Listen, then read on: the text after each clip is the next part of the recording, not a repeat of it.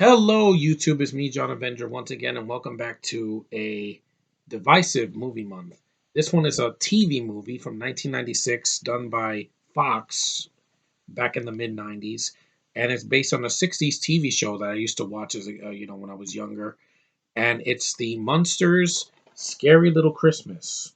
Yeah, I know it's a month early, but who cares? It's still a very divisive movie, so it counts. Now, basically, I saw the TV show, from the '60s a lot when I was a kid, and also when I was an adult, as an adult. And it's funny. Now, this doesn't have anybody from the original show. It was many years later. Some of the actors had passed away or were really old, so they decided not to come back. So they got all new actors for this. You have Sam McCurry. He's McMurray. He's Herman. You have Anne Magnuson as Lily. You have Bug Hall, who you recognize him from the first Little Rascals movie, and he has a cameo in the second one. He's Eddie, and you have also what's her name? You have Elaine Hendricks as Marilyn. The only one who I don't know is Sandy Barron as Grandpa Monster, but I'll get to that. This is the synopsis of the movie. Get ready for some holiday spirits as the first family of Fright celebrates the season in this quirky and hilarious 2 hour TV movie. Actually, it's only 93 minutes. Well, 91 minutes. So it's not 2 hours. The Munsters' Scary Little Christmas. Eddie Munster, Mrs. Transylvania, and clearly doesn't think it's the most wonderful time of the year. So the rest of the Munsters, Herman, Lily, Grandpa, and Marilyn, rally to make him enjoy the holiday jolly magic that Santa brings. Available on DVD for the first time. Yeah, it came out in 2006. The Munsters' Scary Little Christmas is timeless and unique entertainment the whole family will enjoy again and again. It's a Munster piece. Well, it's not that, but it's not the worst thing ever. This got a 5.2 on IMDb. Pretty divisive rating, eh? And the film is bare bones, released by Universal. But it has a charm to it. I saw this when I was a kid. I was 11 when this aired. And while I knew that it wasn't the same cast, I still liked most of the cast. I like Sam McMurray does a pretty decent job as Herman. Agnes Magnuson, she looks just like the original Lily. What's her name?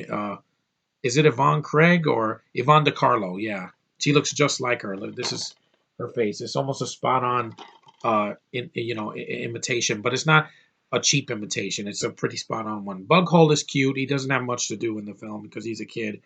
But the one person in the cast that doesn't work is Sasha. No, so Sandy Barron as Grandpa. He doesn't look like Grandpa. His eyes are too big. He doesn't have the American. He doesn't have the New York accent that Al Lewis had, and he's kind of forgettable as Grandpa. I don't know what it is. It just he doesn't look like Grandpa. This is him. It's like a light blue face, and that's not how he looked like in the TV show. I just prefer Al Lewis. That's my and Elaine Hendricks is fine as Marilyn. She's a different version of Marilyn. In this one, she falls for a guy that's like trying to buy her home or something like that, or try to demolish her home. And that's a subplot that goes into the film. Yeah, you have yeah. There's a subplot where Herman asks his boss for a raise and then is fired, and then he has to do other jobs and to get a present for Eddie so that he can make his Christmas special. And then you have there's also references to the Universal monsters. You have the Gill Man, Wolfman, and the Mummy, and also and then Grandpa does an experiment that takes Santa and he transports him somewhere else to the Monster Mansion. So that's something different from the show. And there's also Edna Dimity from the previous Monster movie. Here Comes the Monsters. She's a noisy neighbor that causes trouble. Yeah. And Eddie also faces trouble at school from bullies. Yeah, because it was the mid '90s. Every TV movie or like a film like Hocus Pocus had like the typical bullies that learn nothing. There are some big names here. You have in the guest actors. You have Mary Warnoff as Edna Dimwitty. You have Mark Mitchell as Santa Claus, and you have some other people here as well as some of the onlookers from the Monster House. And you have Kate Fisher. She's the pretty girl in the bar. Yeah. And there's a guy that Marilyn likes. I don't know if it's Mr. Gateman or Lefty or Larry, one of those characters. But she likes him, and then he ends up being a creep. But yeah, it's a decent film. If you've never seen this, it's worth a watch for the Christmas season.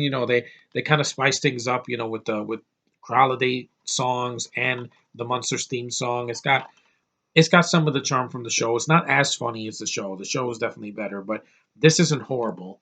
It's divisive because some people after the show came out. This came out like 30 years after the show went off the air, so of course it wasn't going to be the same thing. But there is a Munsters movie with the original cast, except for Marilyn. She's the only one that didn't come back. It was in the mid '60s. I think Munsters Go Home. That's a good one, and that one has the cast. It's in Technicolor, and it's really funny. This is pretty decent on its own. I rewatched it a few months ago. It has some Christmas spirit. It's a little bit of Halloween in there as well, because the Munsters are like the Adams family. And if you look past some of the cheap writing in the middle, I mean, it's a '90s film, but it's not too long. It's not scary, so the kids can watch it. It's inoffensive. It's not rated, but it's not, and there's no cursing, there's no blood. It's safe for kids to watch. And for a holiday film, I've seen worse. Trust me, there's movies on ABC Family when they were ABC Family, on now it's Freeform, way worse. Some Hallmark movies that were boring, some Lifetime movies that were boring, and even some theatrically released movies that are worse than this. Like Last Christmas, I rather watch this because at least I have some charm, and I don't have British accents to deal with for 2 hours. Here, it gets me through. It's a part of nostalgia for me because I did watch this when I was 11, so I'm going to watch it again in December, hopefully. It's a fun time. It's not horrible. And for what it is, I've seen worse. I've seen worse adaptations of TV shows.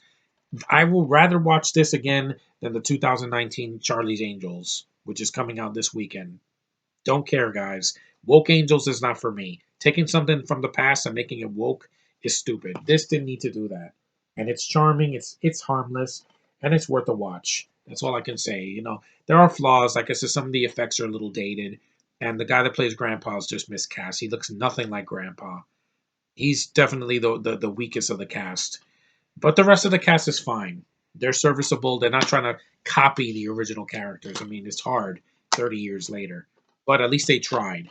At least they did something different, unlike some other franchises that they just do the same thing and people buy it, even though I don't. But this is decent. Watch it for the holiday season if you can find it, or watch it online. It's worth your time, at least once. If you don't like it, I can understand. It's not for everyone, but I like it for what it is, and it's probably more like a guilty pleasure, but it's still divisive because IMDb gave it such a low rating. I'm like, it's not that bad. Flintstones Viva Rock Vegas is way worse.